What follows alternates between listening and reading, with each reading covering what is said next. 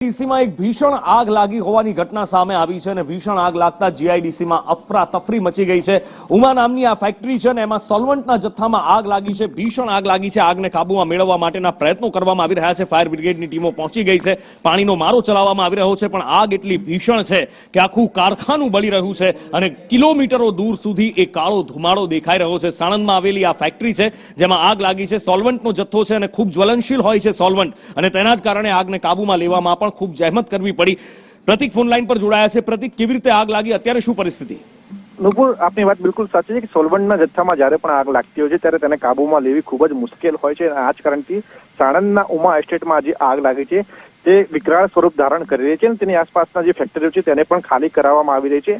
હાલ અમદાવાદ ફાયર બ્રિગેડની 5 થી વધુ ફાયરની ગાડીઓ ઘટના સ્થળે છે, આગને કાબૂમાં લેવાના પ્રયત્ન કરવામાં આવે છે। તેમજ અમદાવાદ ફાયર બ્રિગેડના ઉચ્ચ અધિકારીઓ પણ ઘટનાની ગંભીરતાને જોતા ઘટના સ્થળે પહોંચી ગયા છે અને આગને કાબૂમાં લેવા માટે પ્રયત્ન કરી રહ્યા છે। પરંતુ સોલ્વન્ટમાં આગ લાગી હોવાના કારણે આગને કાબૂમાં લેવી ખૂબ જ મુશ્કેલ છે, જેના કારણે ખૂબ પ્રયત્ન કરવામાં આવી રહ્યા છે। ફોર્મનો છંટકાવ પણ કરવામાં આવી રહ્યો છે જેથી કરીને આગ વિકરાળ બનતા પહેલા તેને કાબૂમાં લઈ શકાય, પરંતુ હાલ આગ કાબૂમાં નથી આવી। જોકે સમગ્ર ઘટનામાં કોઈ પણ પ્રકારની જાનહાનિ નથી થઈ, કારણ કે આગ જ્યારે લાગી ત્યારે ફેક્ટરીની અંદર જે કર્મચારીઓ હતા તેમને ત્વરિત બહાર કાઢી લેવામાં આવ્યા, જેના કારણે હાલ ઘટનામાં કોઈ જાનહાનિ થઈ નથી। એટલે સદભાગ્યે કોઈ જાનહાનિ થઈ નથી।